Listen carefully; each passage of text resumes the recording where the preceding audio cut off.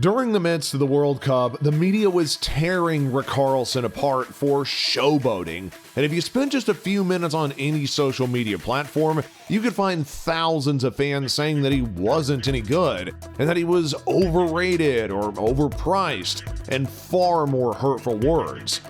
When Richarlison was selected to play for Brazil in the World Cup alongside Neymar and the others, nobody predicted that he would be named player of the match in their first game, much less that he would go on to become the top goal scorer for the team, while also having a hand in virtually all the goals they scored.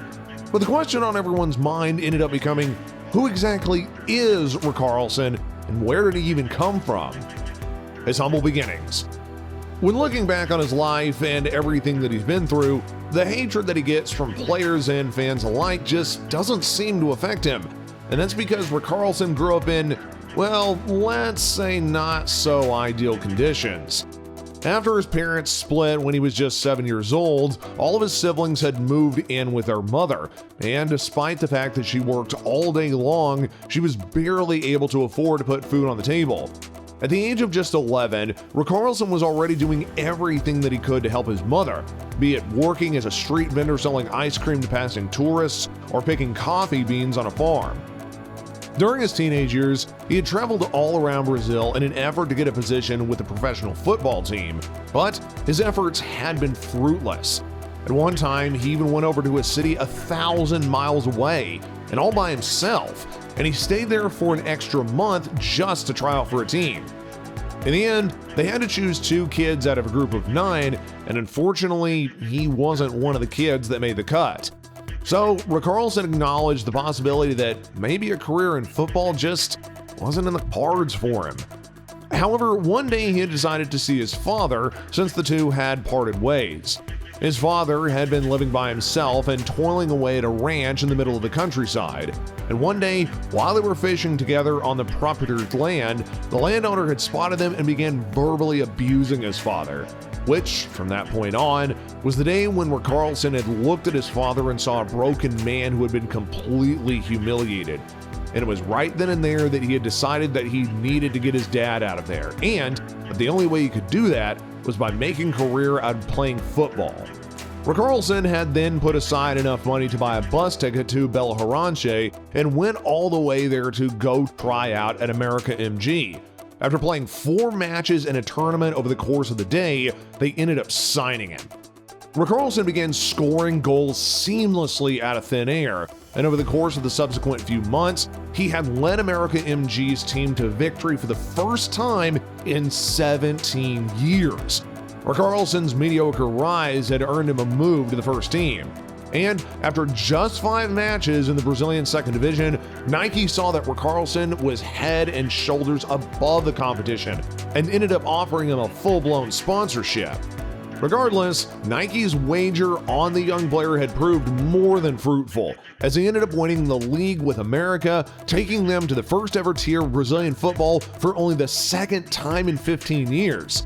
This had led Fluminense to take a gamble on him, where they paid 2.5 million euros for 50% of his rights, a transfer which allowed him to finally buy his dad a house, but also a transfer that was highly questioned by his supporters.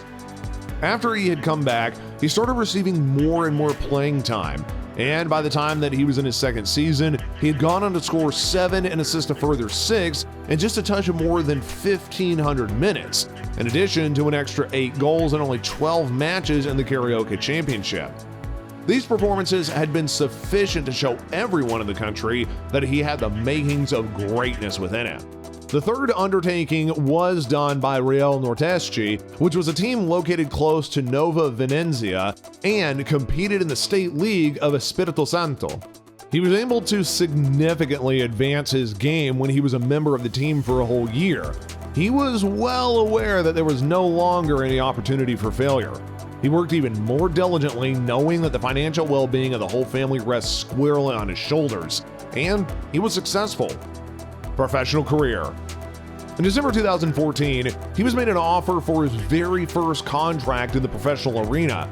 At the time, he was residing in America's training center, and even though he was only a youngster, he had already secured his first sponsorship agreement. This was something that he had been working on for a very long time.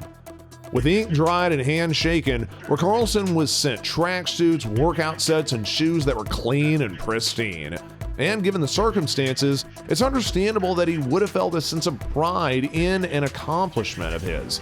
But it wasn't the Richarlison who did it. Richarlison's agenda was quite different. He went inside his room in a peaceful manner, and after gathering all of his outgrown garments, he placed them in a duffel bag and proceeded to exit the facility via the main entrance. The other young people living in the hostel were completely unaware of what he was up to. The revelation of the truth had come about as a result of his roommate's persistence. He had bought his possessions into the city, into the heart of Villaharante, and given them to the people who were without homes. One of his closest friends at the time remembers that when they asked for anything, he gave them everything, even the luggage. A behavior pattern that is representative of his ethos, a facet of him that is easy to overlook if one is preoccupied with his ambitions and fighting attitude. After that, in 2016, Fluminense came out as its successor. His move to one of the most successful clubs in Brazil ultimately made it possible for him to be able to purchase his first home in Nova Venezia. And ever since then, everything turned out the way it was supposed to. He was able to breathe more easily, give more time to hone in on his skills, and commit himself fully to fulfilling his boyhood ambition of wearing his jersey while playing for the Brazilian national team. When he moved to Europe and signed with Walford in 2017 when he was 20 years old, that's when he got closer to realizing his ambition. And that was the goal that he had from the time that he was only a youngster fighting for his life, in a situation that no other kid should have been in. But he was tough, and in the end, he accomplished it. Many people were also skeptical about his chances of success in the Premier League, which is a league that a great number of Brazilians have historically struggled to adjust to. But he didn't feel any kind of pressure. Nothing could continue to bother him at this point. Perhaps it's simply the language, or perhaps it's the English breakfast. However, after he had finally found his footing, he found immeasurable satisfaction in merely standing on the tunnel with players like Kun Agüero and Kevin De Bruyne of City. Richarlison is believed to be one of those players in the Premier League who, based upon his performance year after year, leaves one with the impression that he's not yet reached the level of consistency which is required to be regarded as an established player or as one of the best in the league. Having both talent and desire, but also causing some problems at times, his demeanor on the field suggests something else. He makes an effort to steer out of the limelight as much as humanly feasible, since he's an introvert who experiences anxiety whenever he gets in front of the camera. Although he always gives 110% of himself, and most importantly, he's very involved with the club's community in a variety of different ways. Younger players may learn a lot from his work ethic.